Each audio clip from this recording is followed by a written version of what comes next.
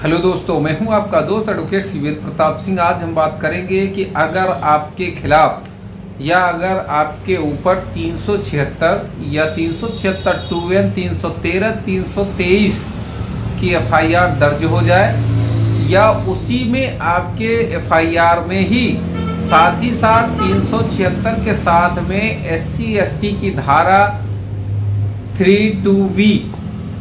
या फिर 32VA वगैरह हो, तो क्या करना चाहिए। यूं कहा जाए, सरल शब्दों में कहा जाए कि अगर 376 के साथ SC/ST भी जुड़ा हुआ है, SC/ST की धारा भी जुड़ी हुई है,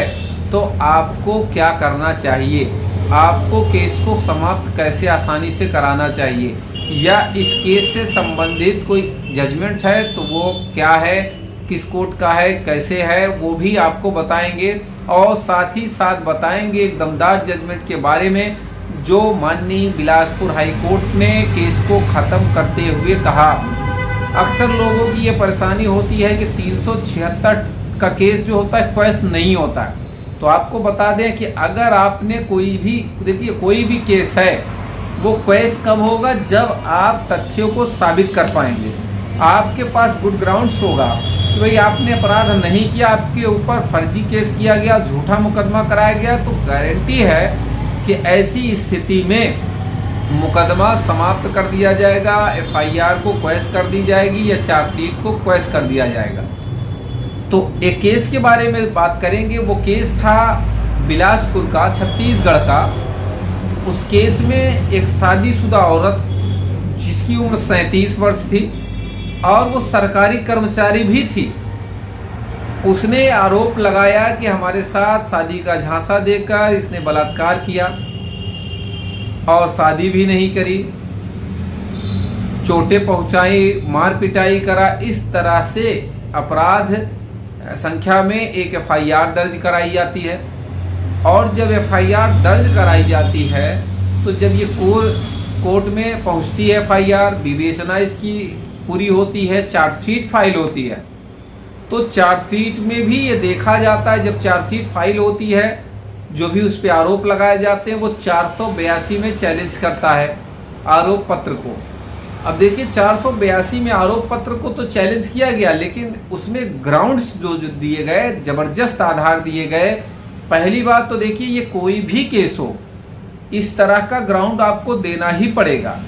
कि देखिए अगर 376 की एफआईआर है और ख़ासतौर से शादीशुदा महिला अगर ये शादी का झांसा देने की बात कर रही है, तो ऐसे कई वीडियोस में हमने बताया कि देखिए शादीशुदा महिला अगर खुद शादीशुदा है और उसका तलाक भी नहीं हुआ है, तो उससे शादी का झांसा अगर कोई दे रहा है या उसने ये लिखा है कि मुझे शादी का झांसा देकर मेरे साथ रेप किया, तो ये गलत इसलिए है कि शादीशुदा अगर महिला है तो वो खुद अपने आप में एक समझदार महिला है कि अब पहली बात तो उसकी शादी है, शादी का तलाक नहीं हुआ है, तो वो शादी कोई करेगा कैसे तुमसे। अगर शादी का झांसा दिया भी तो वो गलत इसलिए माना जाएगा क्योंकि वो शादी तुमसे कर भी नहीं सकता, क्योंकि तुम ऑलरेडी शादीशुदा हो। दूसरी बात ये कि देखिए कोई भी 376 का केस हो, अगर आपने कंसेंट साबित कर दिया, सहमति साबित कर दिया, तो देखिए सहमति अगर है तो 376 नहीं अप्लाई होता। अब सवाल यहाँ उठता है लोगों के विचार में, मन में, कि भैया सहमति साबित कैसे किया जाए। देखिए अगर रेप की बात कही जाए, 376 का मतलब है कि भाई जोर जबरदस्ती हुआ होगा, चोटें आई होंगी, खरोच आई होगी, नाखून गड़े होंगे। माने ये कुल मिला के ये कहना कि जोर जबरदस्ती का कोई प्रमाण मेडिकल में है या नहीं है, कहने का मतलब ये, अगर 376 की बात जो एफआईआर में आरोप लगाया गया उसका कोई मेडिकल नहीं है, तो ये सबसे अच्छा पॉइंट और सबसे अच्छा आधार आपके पास है। दूसरी बात ये कि जब 376 अप्लाई नहीं होता तो जो उसके साथ SC/ST की धारा, संगीन धाराएं जैसे कि 32B लगी हुई है, वो भी अप्लाई नहीं होगी। जब वो भी अप्लाई नहीं होगी तो नॉर्मल से आरोप में या नॉर्मल से आरोप को आप 376 में कन्वर्ट करके किसी को जेल भेजने की नियत से या हैरान परेशान करने की नियत से, उसको बदला लेने की नियत से अगर आपने एफआईआर किया, तो जाहिर सी बात है वो एफआईआर क्वेश आज नहीं कल हो ही जाएगी, वो एफआईआर रद्द हो ही जाएगी। अब दूसरा सवाल है कि यहाँ ये भी होता है कि आपको देखना ये पड़ेगा कि आदमी चाहे शादीशुदा हो, अर्थात अभियुक्त चाहे शादीशुदा हो या गैर शादीशुदा, पीड़िता अगर शादीशुदा है, यहाँ इस जो केस ये केस है जिसमें एफआईआर क्वेश कर दी गई 376 था, 376 2N, 313 भी था। एक सवाल यहाँ ये भी दमदार बनता है कि अगर 313 है तो उसका भी मेडिकल आपको देना पड़ेगा, 313 भी मेडिकल में साबित नहीं हो रहा है। तो कुल मिला के यूँ कहा जाए कि एफआईआर में लिखी बात 90% जब झूठी ही है तो कैसे हो ही जाएगी।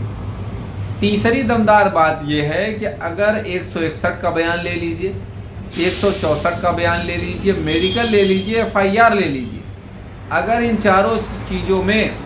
मेल नहीं खा रहा है, मेडिकल भी मेल नहीं खा रहा है, तो इसका ये मतलब है आप पे जो आरोप लगाया गया वो निराधार और फर्जी और झूठा माना जाएगा।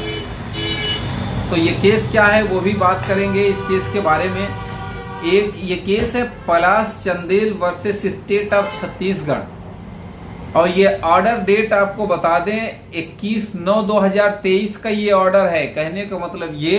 कि लगभग 2 महीने पहले का ही ये ऑर्डर है। इस केस में ये इसका केस का नंबर आप देख लें, CRMP नंबर 1529 सन 2023। एक चीज है कि इसमें माननीय न्यायालय ने एफआईआर यानी आरोप पत्र को क्वेश तो कर दिया था, लेकिन साथ ही साथ ये भी एक ऑर्डर दिया, डायरेक्शन दिया कि सभी धाराओं में केस को क्वेश कर दिया। लेकिन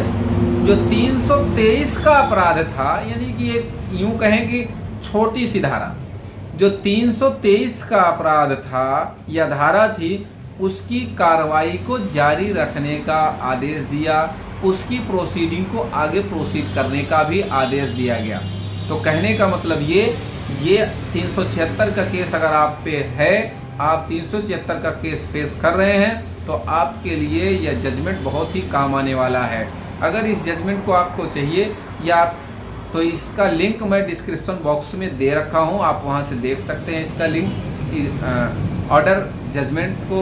डाउनलोड भी कर सकते हैं। और यह वीडियो कैसा लगा आप कमेंट बॉक्स में कमेंट करके ज़रूर बताइएगा। अगर वीडियो अच्छा लगा तो वीडियो को लाइक करें, शेयर करें